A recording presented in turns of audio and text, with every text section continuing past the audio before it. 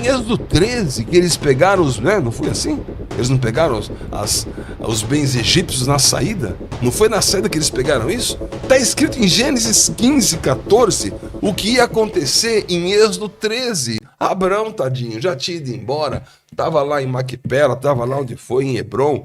Então, a palavra nunca deixou de se cumprir. A questão é você não excluir aqueles que têm a promessa. E Paulo, já que estamos falando de Bíblia, né? Nós estamos falando aqui de uma exegese burra de um texto, né? Onde você está querendo retirar o contexto, retirar a espiritualidade, não está nem olhando uma pictografia que é a essência de uma exegese, né? Se você quer entender assim, não colocar a filosofia incrédula. Eu vou respeitar a filosofia incrédula. Eu tratei com isso na USP a vida inteira, em Ternion a vida inteira. A minha vida inteira profissional foi em cima de pessoas incrédulas, né? Mas o que eu vou fazer? Né?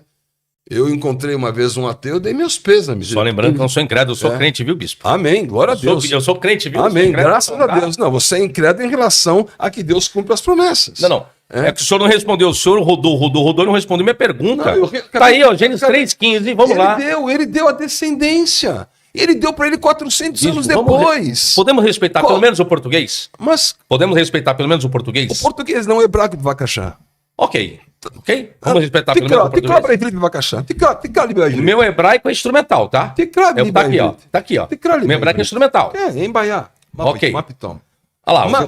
Mas é Baiá, imrolê ad olam. Imolê ad olam. Mata rocher, mata eternamente ou para sempre. Mas vamos aqui, é que nossos ouvintes aqui, eles entendem o português. Porque toda esta terra que vês... Eu vou falar hebraico, eu vou dar a tradução, assim você não vai ficar perdido. Só um minutinho.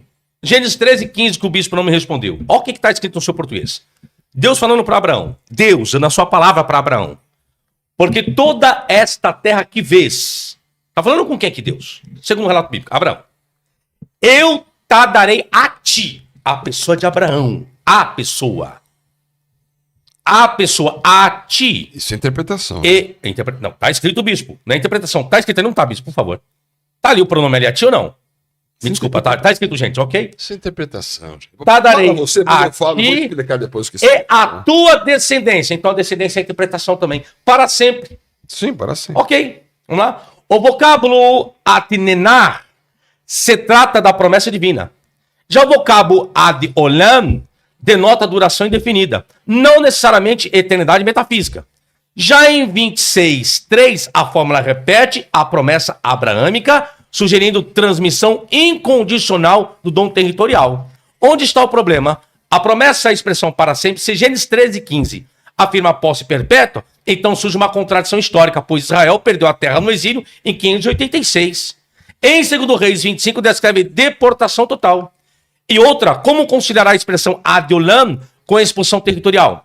Algumas propostas apologéticas redefiniram a expressão em hebraico olam como era prolongada, mas o texto não apresenta a cláusula condicional explícita em Gênesis 13:15. Sobe mais um pouquinho, por favor. A comprovação final. Se alguém alega que Deus não fez essa promessa ao patriarca, logo deve arrancar as folhas de Atos, que diz o seguinte, tá aí.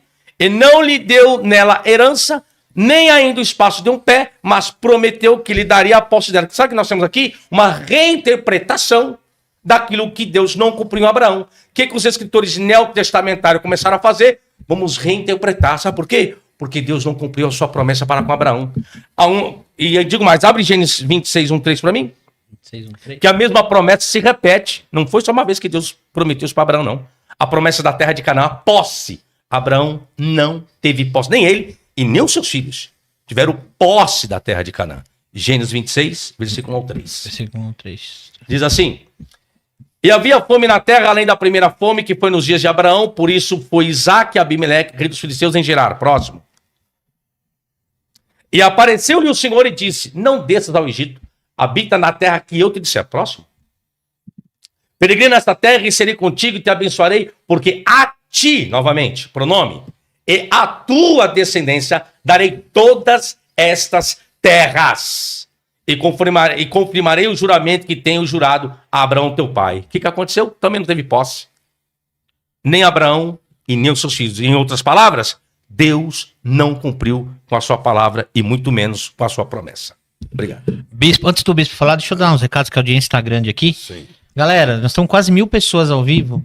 946 pessoas. Se inscreve no canal aí, galera. Ó, audiência altíssima. Pergunta aí, quantas acham que eu não respondi Gênesis 15 e quantas Boa, acham que eu respondi? Bispo. Foi só o Sabino que acha que eu não respondi. Isso tá fazendo a pergunta. Eu queria primeiro elogiar os dois debatedores hoje, que nós estamos num debate de alto nível aqui, no maior respeito, educação, que é isso que a gente quer, né, Sabino? Sim, Um com debate, certeza. a galera tá adorando. Eu tenho depois tá aumentando a audiência. 1,95m, não sei Bispo da Betão, Eu tenho 1,65 m. 65. Depois eu vou fazer um podcast. Tá um alto nível. Bispo Betão dos A Intocáveis. diferença é 30 Nós centímetros. vamos fazer um podcast Bispo Betão na thumbnail, os O meu cano Intocáveis. tem 4 polegadas, Bispo. A diferença é 30 centímetros. Só que o braço dele é minha perna. Ô, Bispo, você consegue trazer os outros Intocáveis pra gente fazer uma mesa aqui?